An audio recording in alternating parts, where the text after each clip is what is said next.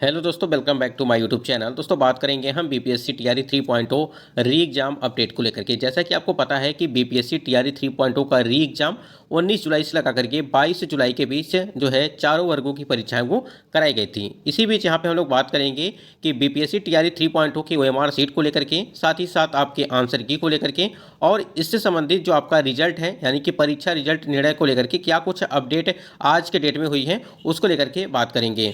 कई सारे महत्वपूर्ण अपडेट आपको इस वीडियो के माध्यम से मिलने वाली हैं और जो खासकर जो अदर स्टेट वाले कैंडिडेट हैं यहाँ पे उनकी जो नौकरी है वो खतरे में है, यानी कि अदर स्टेट वालों पर खतरा जो है वो मंडरा रहा है। आप लोगों ने देखा है कि जिस प्रकार से टीआरई 1 और टीआरई 2.0 से लगातार नोटिसें जारी की जा रही हैं, क्या टीआरई 3.0 वाली जो कैंडिडेट जिन्होंने फॉर्म अप्लाई किया है, जिनका रिजल्ट अभी आना बाकी है, क्या उनके लिए भी खतरा बन सकता है आगे चल करके या नहीं, इसके संबंध में बात करेंगे। तो जितने भी टीआरई 3.0 वाले कैंडिडेट थोड़ा वीडियो को ध्यान से समझेंगे और देखेंगे। चलिए देख लेते हैं कि क्या कुछ अपडेट दिया गया आपके यहाँ पे। कई सारे महत्वपूर्ण अपडेट हैं इस वीडियो में। स्क्रीन पे आप देख पा रहे हैं कि सूत्रों के हवाले से बड़ी खबर निकल के आ रही है कि जो बीपीएससी टीआरई 4.0 के विज्ञापन में डोमिसाइल लागू करने के लिए यानी कि 100% लागू रहेगा, ये यहाँ पे अपडेट बताई जा रही है। और बीपीएससी टीआरई 5.0 के विज्ञापन में डोमिसाइल 100% लागू रहेगा, यानी कहने का मतलब ये है कि जो आपकी टीआरई 4.0 है और जो है टीआरई 5.0 है, जो आपकी भर्ती प्रक्रिया होने वाली है, उसमें डोमिसाइल को लेकर के बात कही गई है। यहाँ देखिए सूत्र से पता चला है कि आने वाली विधानसभा में वोट बैंक बिगड़ सकता है, इसलिए डोमिसाइल 100% लागू होगा और बीपीएससी टीआरई 4.0 का विज्ञापन 15 अक्टूबर तक आ सकता है। बीपीएससी टीआरई 4.0 का एग्जाम दिसंबर के तीसरे सप्ताह तक हो सकता है, जनवरी के पहला सप्ताह तक जो है रिजल्ट आ सकता है, सूत्र से पता चला है।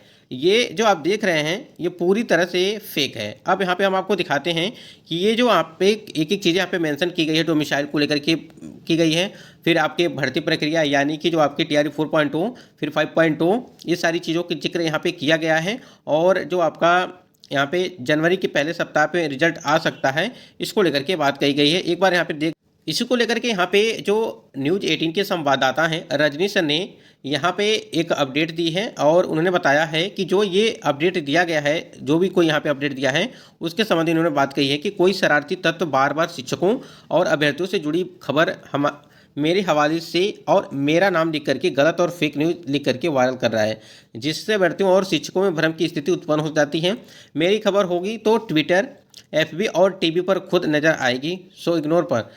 अब यहाँ पे देखिए ये जो अपडेट आपको दिख रही है ये पूरी तरह से फेक है, यानी कि कहीं ना कहीं गलत है। इसमें कोई भी चीज़ यहाँ पे जो न्यूज़ 18 के संवाददाता है आप स्क्रीन पे देख पा रहेंगे, ठीक है।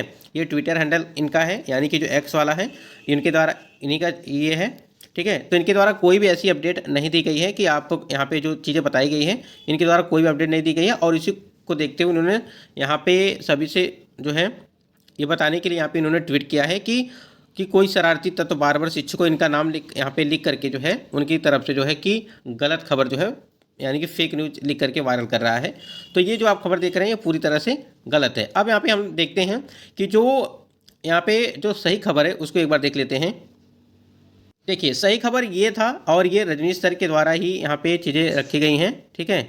ये वाला खबर जो था कि टीआरई 3 के रिजल्ट में अब 1 माह और देरी होगा, यानी कि सितंबर के लास्ट तक बताया जा रहा है कि आपका रिजल्ट जो है वो जारी किया जाएगा, ठीक है। उसके बाद ताती तत्व जाति को बीसी में शामिल करने का मामला चल रहा है, ठीक है, ये है। और आपका एक और है कि 65% और जो है यहाँ पे 50% आरक्षण संबंधित मुद्दा है, वो 10 तारीख को यहाँ पे सुप्रीम कोर्ट में इसकी सुनवाई भी है। और देखिए यहाँ पे कि अब 2 सितंबर से 23 सितंबर तक क्रिमिनल रहित प्रमाण पत्र करना होगा अपलोड। इसका मतलब ये हो गया कि 23 सितंबर के बाद ही आपका जो है रिजल्ट वो जारी किया जाएगा।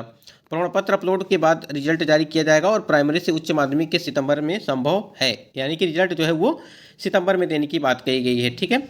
और देखिए आंसर की को लेकर के बात करें तो आंसर की आपकी जो है 25 से वो कभी भी किसी भी समय वो आ सकती है। तो ये जो न्यूज़ है ये पूरी तरह से सही है और ये रजनीश सर के ट्विटर हैंडल पे भी आपको मिल जाएगा, वहाँ से जाकर के आप उसे देख सकते हैं। उसके बाद यहाँ पे टीआरई 3 ओएमआर सीट को लेकर के अगर बात करें, देखिए यहाँ पे आपकी ओएमआर सीट जो है वो उसमें क्या है कि जब आंसर ओएमआर सीट जारी की जाएगी तो तुरंत आपकी आंसर की जारी की जाएगी, यानी कि दोनों साथ ही साथ जो है आपकी ओएमआर सीट आंसर की कभी भी किसी भी समय आपकी जारी की जा सकती है, क्योंकि 25 से आपका स्टार्ट हो जाएगा वो आंसर की और ओएमआर सीट जारी होना। अब देखना ये है कि सभी वर्गों की आपकी आंसर की जारी की जाती है, ओएमआर सीट जारी की जाती है, या क्लास वाइज यानी कि वर्ग वाइज, यानी कि पहले पीआरटी का या 6 to 8 का या 9 to 10 का या 11 to 12 का, क्या अलग अलग वर्गों के OMR शीट जारी की जाएंगी या नहीं की जाएंगी।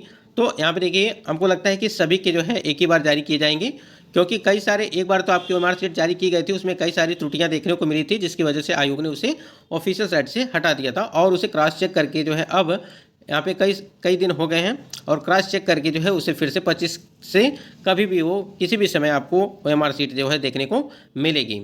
और उस पर आपत्ति अगर करना है आपको, जैसे मान लीजिए आपकी OMR शीट जारी की गई है, देखिए यहाँ पे जब आपकी OMR शीट जारी की गई थी तो उसमें कई सारी त्रुटियां देखने को मिली थी। ये पूरा फाइनली OMR शीट था और TRE 3.0 का ही है। आप देख पा रहे हैं कि यहाँ पे प्रश्न संख्या 1 से लगा करके 8 तक के ऐसे प्रश्न थे जिनका यहाँ पे जिन्होंने अटैम्प्ट नहीं किया था। ठीक है, ये हो गया। यहाँ पे देख पा रहे हैं कि OMR शीट में यहाँ पे अटैम्प्ट नहीं किया है, लेकिन अगर आप नीचे आएंगे तो यहाँ पे जो आपकी रिस्पॉन्स शीट दी गई है, देखिए यहाँ पे प्रश्न संख्या 1 से लगा करके 100 यहाँ पे 42 तक का जो है यहाँ पे रखा गया है। यानी कहने का मतलब ये है कि जो प्रश्न संख्या जो इन्होंने अटेम्प्ट नहीं किया था उसका भी यहाँ पे जो है सीरियल नंबर से जो है दे दिया गया है। यानी कहीं ना कहीं इनको जो प्रश्न संख्या 1 से 8 तक का नहीं देना चाहिए था, यानी कि यहाँ से लगा करके पूरे यहाँ तक 108 तक, यहाँ से 1 से लगा करके 8 प्रश्नों को यहाँ पे जो है यहाँ पे अनअटेम्प्ट दिखाना चाहिए था। ठीक है, यानी कि ब्लैंक होना चाहिए था। लेकिन यहाँ पे क्या किया इन्होंने, काउंट क्या किया है, यहाँ पे जो एक 9 प्रश्न संख्या 9 है जो, ठीक है, प्रश्न संख्या 9 जो है इसको इन्होंने 1 माना है। ठीक है, तो उस हिसाब से यहाँ पे रख दिया गया है, जबकि इस प्रकार से चीज़ें नहीं होनी चाहिए, क्योंकि यहाँ पे आपको 150 प्रश्न रखना चाहिए था और जो भी इन्होंने अटेम्प्ट नहीं किया है उसको यहाँ पे ब्लैंक कर देना चाहिए था। ठीक है, यानी कि 1 से लगा करके 8 तक के सभी को जो यहाँ पे ब्लैंक रहना चाहिए था। ठीक, इस प्रकार से चीज़ें, जिस प्रकार से यहाँ पे चीज़ें रखी गई, देखिए यहाँ पे प्रश्न संख्या 121 पे यहाँ पे ब्लैंक रखा गया है, फिर 112 पे ब्लैंक रखा गया है। ठीक है, और इसी प्रकार से और भी कई सारे प्रश्न होंगे, यानी कि 112 और 121। चलिए यहाँ पे देखते हैं 112 और 121 पे ये ब्लैंक है कि नहीं है। तो देखिए यहाँ पे 112 नंबर प्रश्न पे देखिए यहाँ पे इन्होंने लगाया भी है। ठीक है, फिर भी वहाँ पे ब्लैंक दिखा रहा है। और अगर यहाँ पे आप 121 पे जाएंगे, ठीक है, 121 नंबर पे जाएंगे और यहाँ पर भी इन्होंने अटेम्प्ट किया है, जबकि यहाँ पे अनअटेम्प्ट दिखा रहा है। तो कई सारे गड़बड़ी देखने को मिला था आपके OMR शीट में, इसी वजह से आयोग ने उसे फिर से क्रॉस चेक करने के लिए दोबारा जो है टाइम लिया है। अब देखिए उसमें क्या होता है, अगर OMR शीट जब जारी की जाएगी उसके बाद से क्या गड़बड़ी देखने को मिलती है, क्या सही होता है क्या नहीं होता है, वो थोड़ा सा आपको वेट करना पड़ेगा। और 25 से लगा करके, मतलब कि 25 से कभी भी आपकी जो है OMR शीट आंसर की जारी की।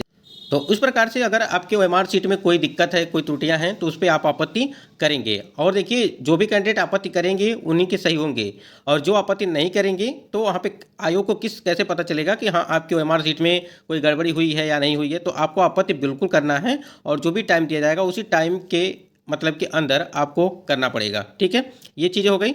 अब यहाँ पे देखिए कि जो आपका यहाँ पे 1 कैंडिडेट 1 रिजल्ट की अगर बात करें, फिर रिजल्ट से पहले डॉक्यूमेंट वेरिफिकेशन को लेकर के बात करें, स्क्रीन पे आप देख पा रहे हैं कि दिलीप कुमार जो छात्र नेता हैं, यहाँ पे देखिए उनके द्वारा अपडेट दी गई थी कि BPSC TRE 1 और TRE 2 से नियुक्त सभी शिक्षकों का बायोमेट्रिक जांच होनी चाहिए और बिल्कुल होनी चाहिए। दिव्यांग सर्टिफिकेट, आवासीय सर्टिफिकेट, EWS या जाति सर्टिफिकेट सहित सभी शैक्षणिक प्रशैक्षणिक पात्रता सर्टिफिकेट की जांच ईमानदारी से होनी चाहिए।